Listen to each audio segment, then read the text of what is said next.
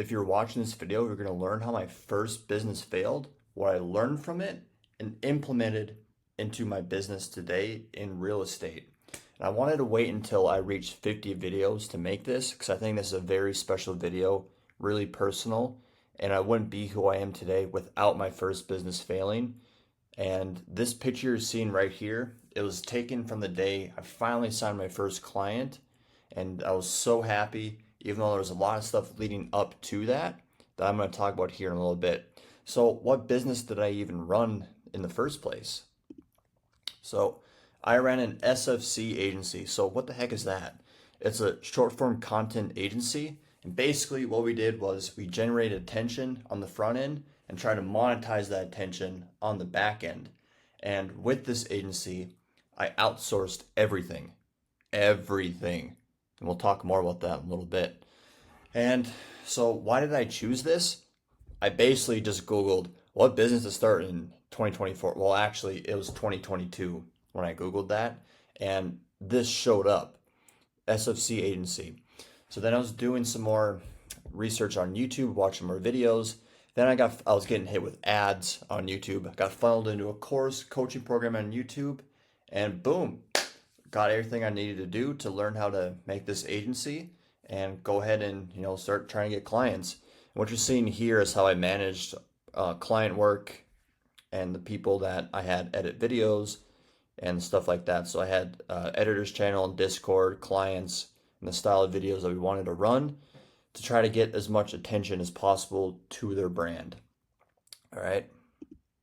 So my first client, it costed over $20,000 to acquire. Yeah, I know. That's really crazy. But how did it get to $20,000? Well, I dropped 15,000 on a coaching program because at the time I was working a really, really good job. Really good job. I have no complaints about it. And I had a lot of money saved up. So I was like, you know what? I'm just going to invest this money into myself, see what I can learn, and try to make a business to I can scale up. So I dropped 15,000 on a coaching program, and another thing that I had paying out at that time was people sending a lot of DMs, messages, trying to get as much outreach as possible for my brand, and I'll talk more about that in a little bit. And I had two people sending messages out, and it was 400 a pop each, so it was like $800 a month, and it took me 3 months to sign my first client. So 800 times three, whatever that math is, well, it's I guess 2,400, and I think hopefully, and then it was $500 a month for a video editor for my client, and at that time I had two free case studies going at the same time just so I can have people trust me when I'm on sales calls and trying to get proof of concept for my brand. Like, yeah, I was, doing free work for this client, but it technically wasn't free work, but kind of free work. So I was still paying people to get the free testimonials, which is a great idea, a great strategy. I may have just done it a little bit too long. I should have done it enough to get the testimonial and then, either get paid doing it or drop it and focus everything on the new client now. Something I learned. I don't know why the video just lagged there a little bit. And another mistake I had was I hired a closer to take sales calls for $2,000 because at that time I was on some sales calls, wasn't very successful, but it was more to do with the past results and a lot of more delivery and what I was offering to the market than I would say my skill set because I'm pretty good at talking to people and I didn't need that closer, so I pretty much wasted $2,000.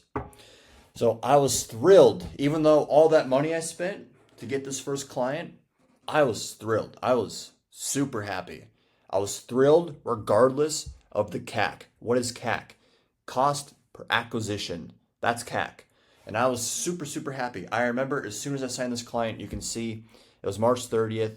It was still cold out because North Dakota. I literally did like 3 laps around the parking lot in my apartment complex. I was super happy. It was probably, I don't remember what time. I think it was probably at least 11 p.m. So it was dark out. It was cold. I remember I put on sweatpants, put on a sweatshirt, put on a face thing, And I was like so jacked and just running around because it took a long time to get this client.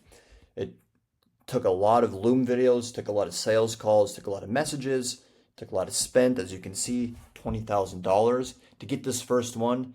I was thrilled. All right. I was completely thrilled. Okay. So what happened? What happened next after I got my first client? Now I started to scale. Oh, you can't see this. Sorry, I don't know if you can see this recording, but the stop button was hovering over this floor.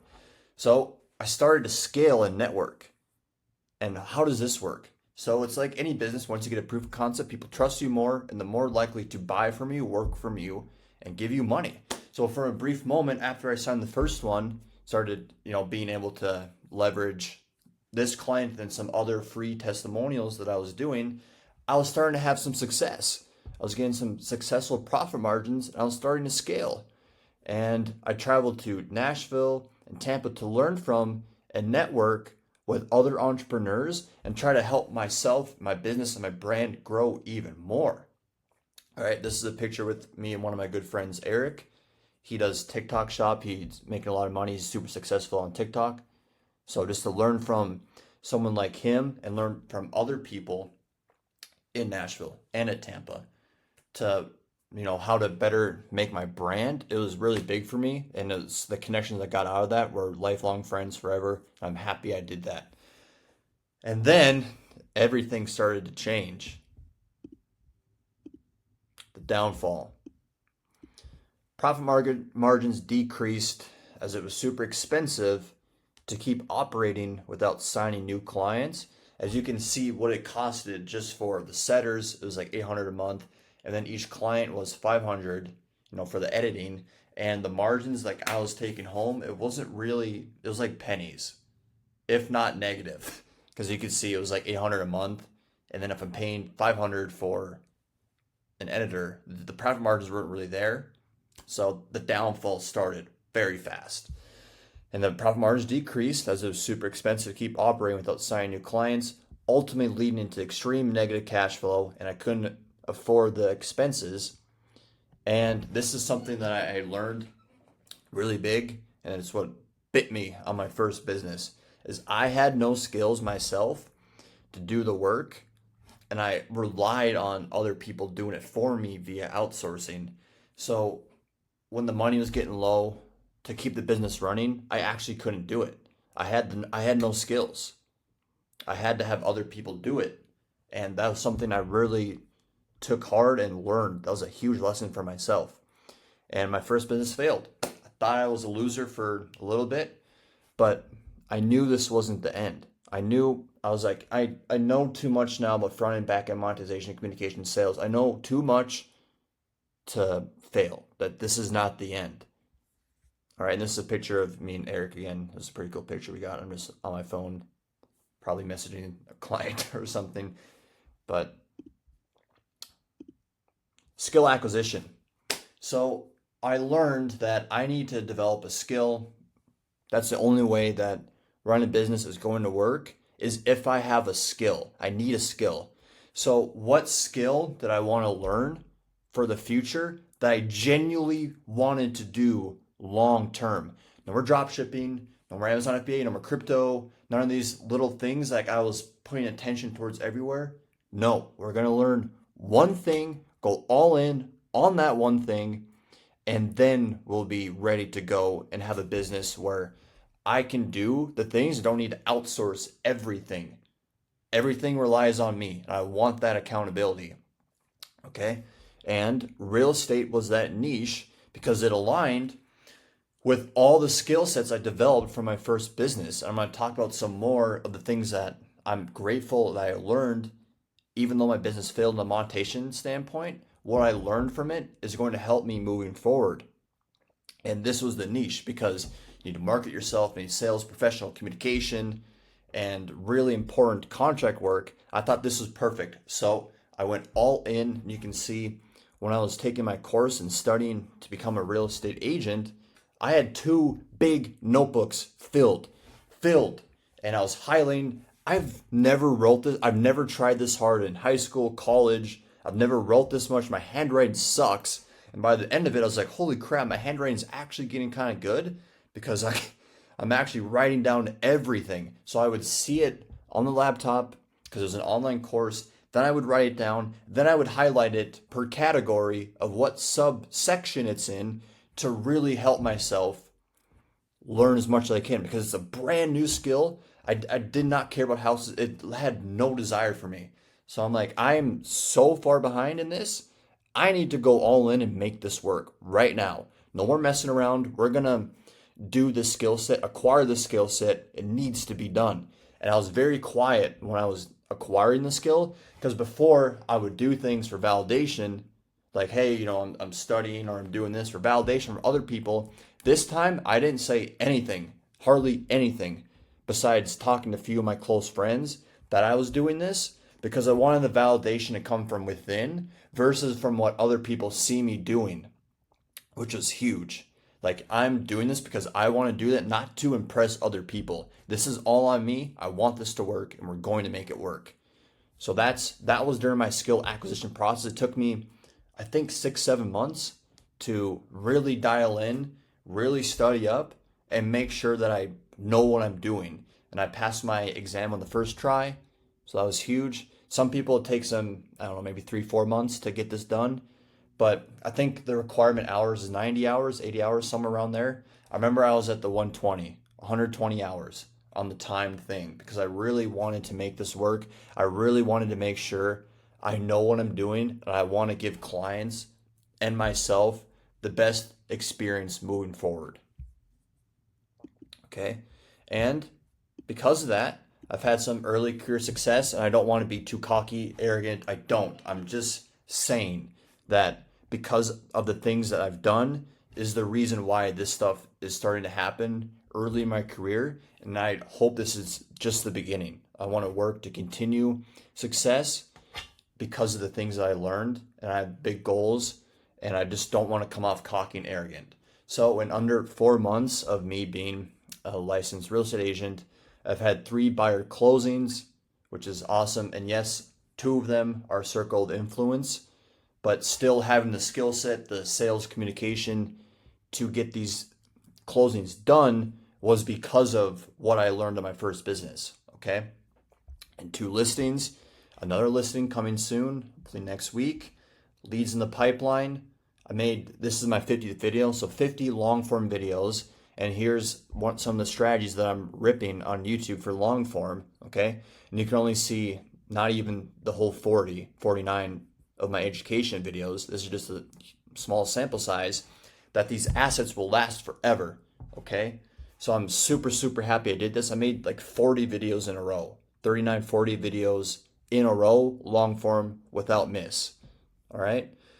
20 short form videos that are on my page on YouTube, a Rookie of the Year nomination, which is amazing. And this was back in, August.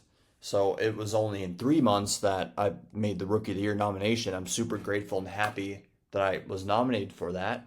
And I credit everything to the skills and lessons I learned, which I'm going to talk about in the next slide, from my failed agency. Okay? So what are some of the things that I learned in my failed agency to help me move forward and continue moving forward for my real estate career? So lessons I learned from my failed business, and this is just some. I'm going to try to rip some more off the top of my head as soon as I read all of these. Content production, ads, algorithms and strategies for all social media platforms, TikTok, YouTube, Instagram, okay? Sales, communication, because think of it. I closed a client with not really good case studies results. So to be able to do that and have the communication and confidence skills, that's very, very huge. All right. How to add talent, relieve talent, right? Because I was making sure my business relied on people doing the work. All right. So I had to, get good talent and relieve bad talent. So that was a skill set that I learned. And maybe holding on to talent a little bit too long or not hiring fast enough, something I learned moving forward. Lead timeline. When I started my first business, I didn't know what a lead was. They're like, you need to find leads. I was like, lead? What?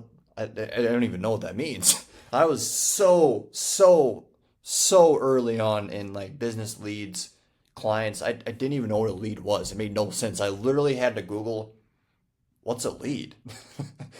Okay. Front end. So bringing attention to yourself and how to monetize that attention. Okay. That's a skill set that I learned. How to not spend money. That was another skill. Now that I know, okay, you don't need to outsource this. You can't pay someone because I had a really good job. I relied on paying people to fix problems, and the skills I could have learned myself saved my business. But if I didn't do that, like if my business didn't fail, I wouldn't be here in the first place. So I'm happy it happened. I learned that lesson the really hard way versus I'm having a very, very successful business and it takes me too long, too late. And now I have a lot of people on staff or something like that need to hit payroll. And I'm happy I learned that lesson right away. And this is something that I have in quotation marks. My first business was only a failure if I didn't learn from it. So if I stopped after my agency, after Media 12, if I stopped there, then my business would be a failure. It was just the beginning because I learned so much to hopefully not make those same mistakes again, because it was very hard for me. Doing that, lost a lot of money, had some relationship problems with, close people to me. And, I learned so much from this that, if it didn't happen, I wouldn't be here today. So it was a hard lesson that I'm happy I learned at 21, 22 years old, to where it's going to propel my business forward. I'm so grateful that it happened. I'm so grateful. And if you made it to the end, hopefully you learned something from this video. And now you understand a little bit of my backstory, because it was straight real estate education before. It was never really, what is Tanner Shook about? What happened to him? What's his story? And this is only just a scratch of the surface. There's a lot more that happened in this timeline that I could talk about for hours and hours and hours. And it deserves its own podcast, to be honest. So whenever I get on a podcast, I'll probably talk a lot about it. But this is just so I can make this in an easy video for someone to watch about how I failed. And I'm open to talk about it, because a lot of people don't want to talk about their failures, versus I want to let people know I failed. I'm open about it. I think it has a lot to say about character if you're honest about something, that I'm not just the super perfect superhero. I've had failures and I'm okay to talk about it. All right. So I'm willing to talk about it, and maybe you can learn a lesson from this. But thank you guys for watching. We made it to 50 videos. I'm excited to make some more on the whiteboard coming soon. I'm looking at it like right there. More coming soon. I'm excited for the future. Thank you guys for watching. Have a good one. Bye.